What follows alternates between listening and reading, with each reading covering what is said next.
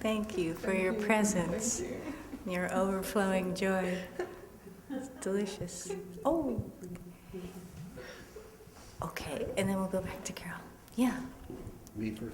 Is it either way? Okay. Okay. Sometimes I notice I'll forget something. I'll walk out of the house, and I'll find out later I forgot something. And that always is later. In other words, I wake up and remember I forgot. I never know I forgot until I remember that I forgot. Okay. So the reason I forgot is because obviously in that moment the right thing didn't pop into my mind before I walked out of the house, or I would have remembered. So in other words, the thought to remember has to be there, or you're going to forget. Really? Yeah. So supreme intelligence needs thought to back it up? Well, supreme intelligence has to be there to see. I have to see supreme intelligence is there to know supreme intelligence is here. Ooh. In other words, we're remembering supreme intelligence right now because we're in a room full of people and you're talking about it.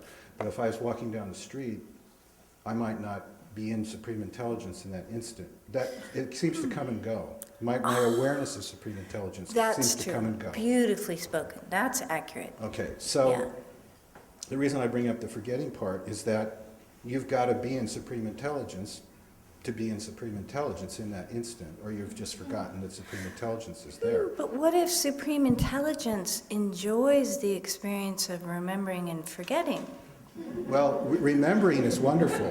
Remembering supreme intelligence is wonderful. But when you've forgotten it and you're involved in your body being in pain, or you're suffering, that's the part that needs to get woken up. And that's what brings me to what I'm talking about right now, because as long as I remember, I'm fine, but when I forget, I'm not fine, and then I think I'm not fine, and then I suffer for a while until I remember I'm okay. Okay. That's beautifully said. Really, I mean, this is the play of consciousness and the play of life, and the point is that there's always these times when we forget, and we suffer for a little while, and then we wake up again. And the play it's a wonderful play when you're not in it. It's good. But when you are in it, then suffering is going on. And the last thing I want to do when I'm suffering is suffer.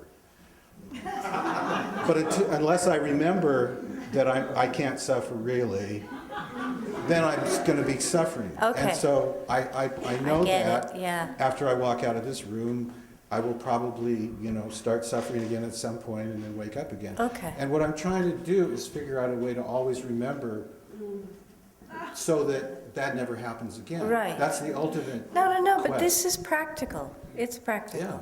Okay, now there's another way. I'll Yeah? sell it for $100. No, I mean $100,000. See, it's not you that's suffering.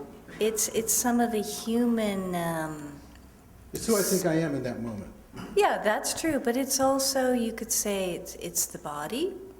You can also say it's the mind. You could say it's the feelings are suffering. See, for me, the experience was the same. There's, clear seeing, right? And then there's a noticing that under pressure, this contracts or, right? So for me, I that's why I went back for everything. I showed everything its true nature. Because otherwise, you were, prior to suffering, wearing a field that's subject to relief, suffering, relief, suffering. See, after a while, any sage is going to get a little fed up. It's going to go, what's the point? Who's done that in this room? Is there anybody that's there in this room?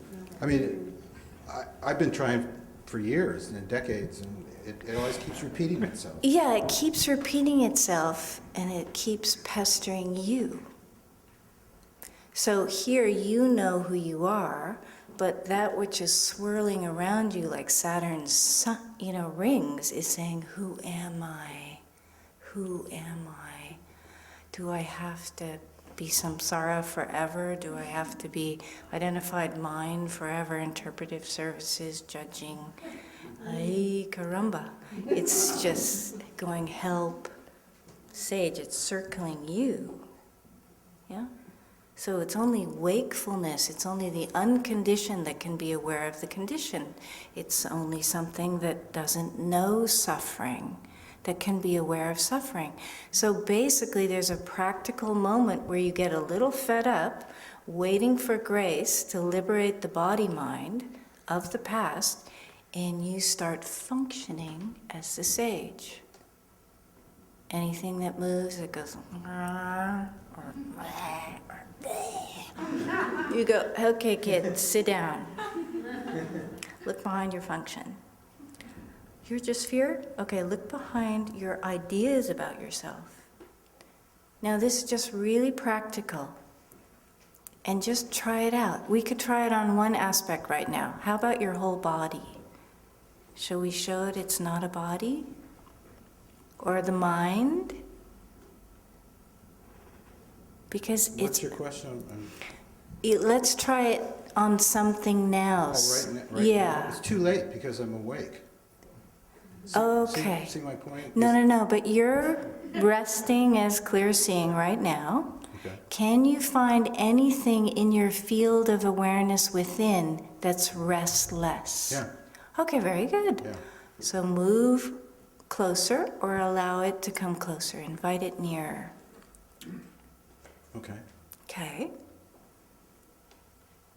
Okay, well, it's a little scary, and it's something I prefer not to be dealing with. Right. No, but agree with that. Yeah. Now, it doesn't want to be dealing with that either, right? If you could interview it, do you like being XYZ? I don't think it cares. I'm the one that cares. Okay, but let's find out what's really true.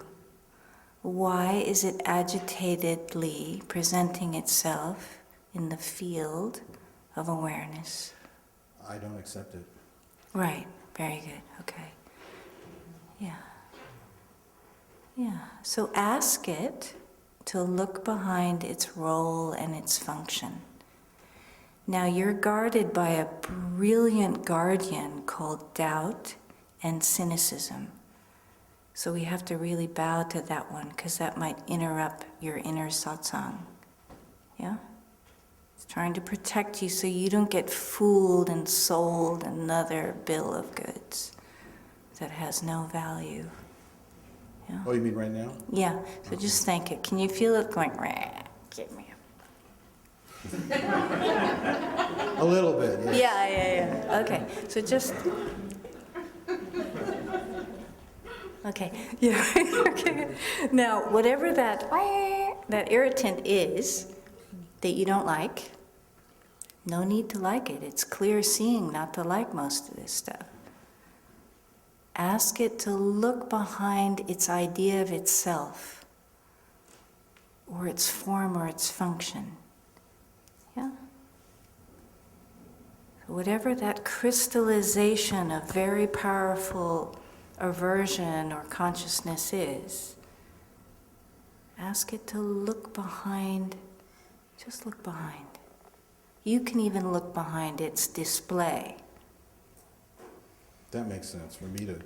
Yeah, so peek, back door. Okay. Okay. Yes.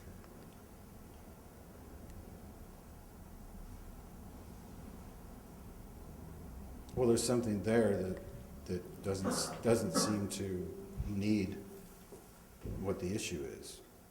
Curious. Yeah, there's an awareness there that sees it for what it is and Nice. says big deal. Yeah. And that's the one that would be great, if it hung around all the time. Very good. Yeah, but we're going to help also that crystallized thing root back into naturalness, because everything arose from stillness. Everything's born of it, infused, animated, same intelligence. Yeah? So just once again, just back door. Mm-hmm. Ask it if it likes being whatever it's appearing as. Does it wake up whistling, going, I'm in aversion? Well, I'm trying to understand what you're getting at here, and I can be behind it, and but it itself, I don't think has a mind or cares. Okay, It just is what it is. let's see if that's true. Okay. Because remember when people used to think that about us? Did you ever encounter someone who thinks just, oh, you're just the way you are, and that's how you are, and you have no intelligence to change that? You ever met anyone who thought that about you? Probably. Yeah. Okay, so ask it, are you consciousness? Do you enjoy that form you've crystallized in? Now, you don't have to know, we're just asking it. I understand what you meant with your example as a person, but this to me is like a wall, like there's a wall there, and I'm asking the wall something, and it's hard for me to put an intelligence in the wall. You don't have to put an intelligence there. Just ask that object, because it's a dumb object, right? Yeah. Okay, ask the dumb object, are you a dumb object? Now remember, cynicism and doubt are going to come in and go, it's a dumb object. Why ask it anything? We're just playing, you see?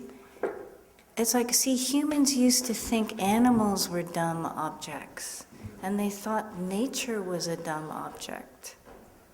Do you know, and they thought kids were dumb objects, and certain races were dumb objects. So this is a very old, contracted, everything is not consciousness. There's consciousness, which is bright, shiny, free, and radiant, and the rest of it is shit. Yeah? So it's a real old model. This is good, this is spiritual, this is beautiful, this is radiant intelligence. This is an idiot. Stupid. Yeah, I see the body doesn't like me talking like that, because people have treated bodies like that forever. Yeah? It's just a thing. And, they're celebrated on Valentine's Day, where you send Valentines to your favorite. Incarnated. So ask this thing if it likes being what it is. Yeah. Now don't ask from here, because it's living down here, right? Yeah. Yeah, tip your chin down. Ask it, how's it going? Enjoying?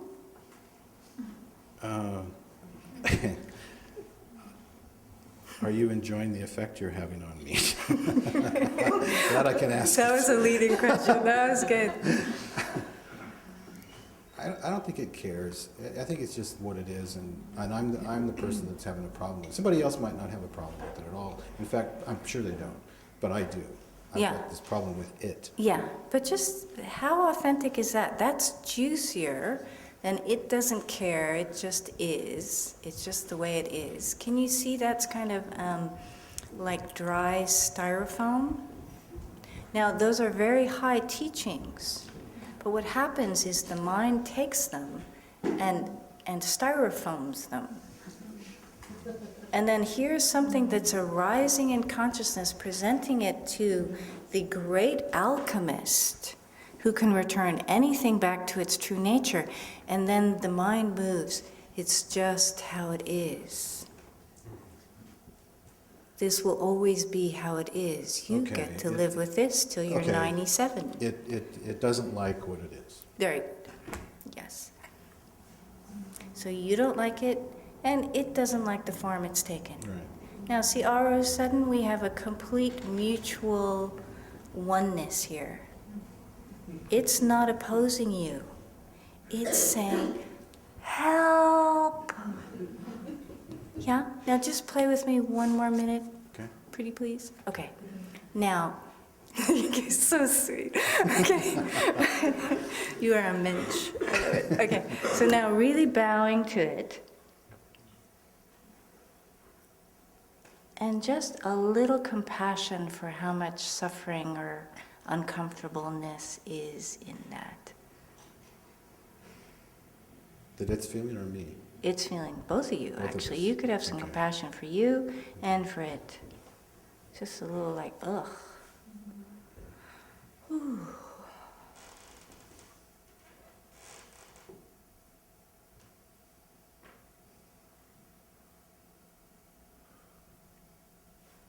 It's hard for me to do.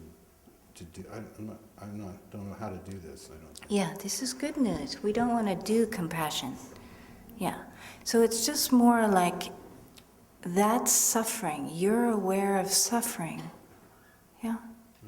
Yeah. Now, it's not owned by anyone. But this that doesn't suffer is aware of suffering. Yeah. Okay, yeah, there's an awareness that is not suffering, that is aware of suffering. Brilliant. Yes. Yeah. Now, we're just going to add a little warmth here. A little like...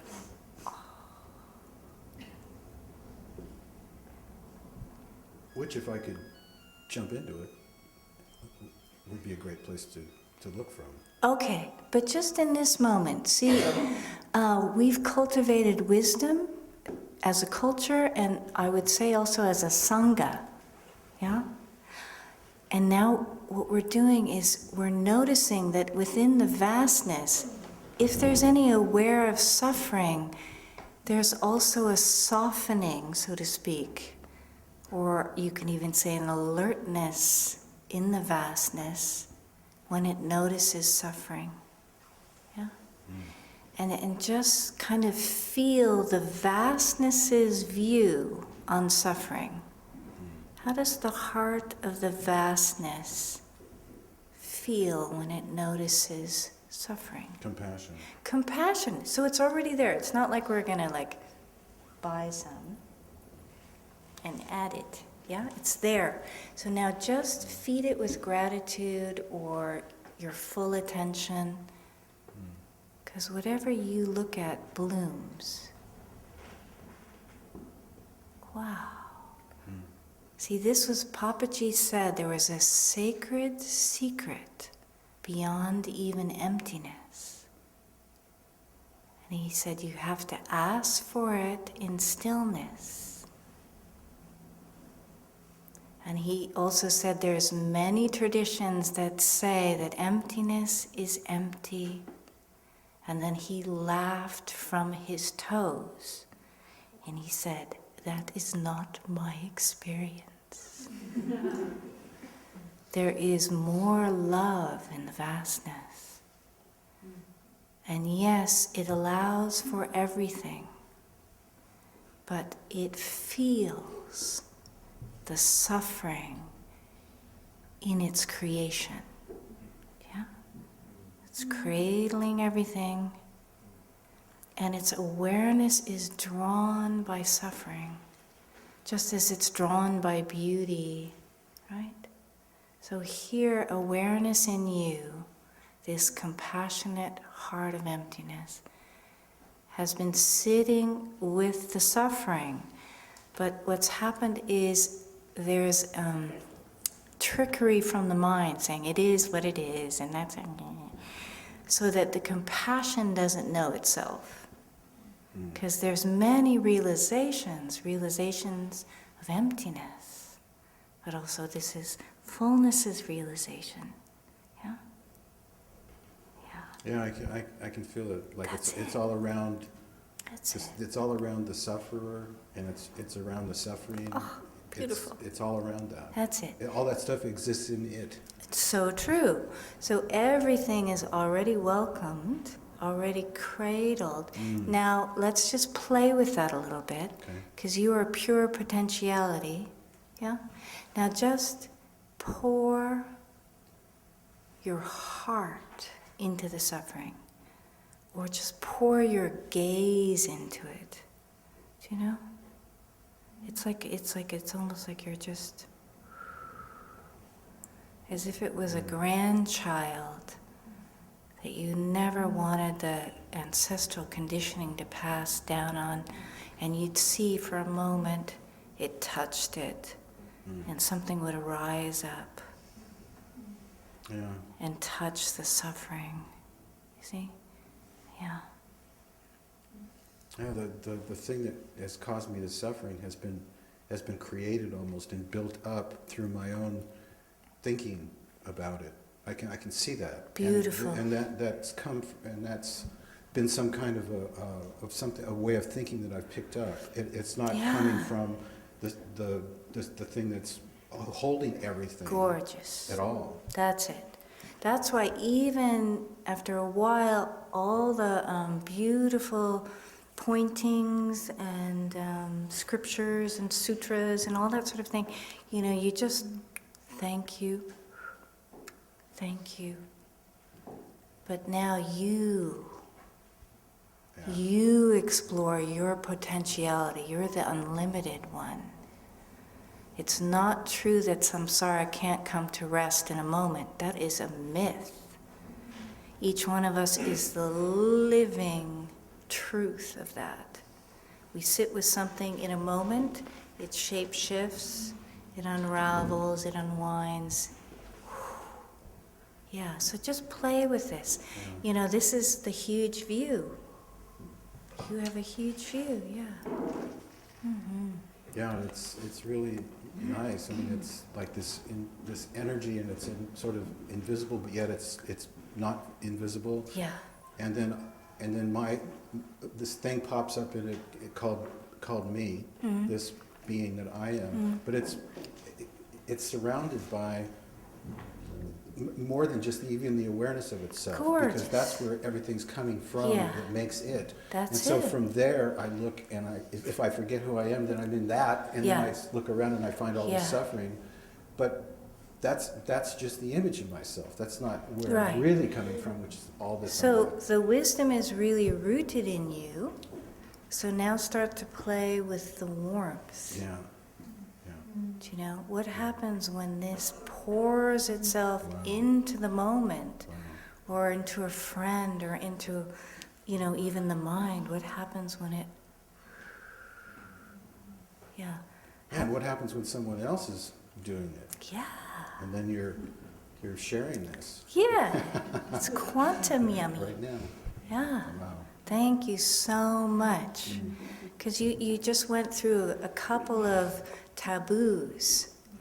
See, in our culture, it's like you can know your emptiness and your non-existence, but there's a taboo. Don't know the depths of your love and your ability to transform anything that's conditioned back into the unconditioned. There's taboos about magic and mysticism and this innate alchemy that every baby has. Yeah, so. Absolutely. Touch your feet, it's good. Thank So you. this is the real Advaita in this moment. Absolutely. Yeah, Non-duality. yeah. Nothing is what it appears to be. Thank you.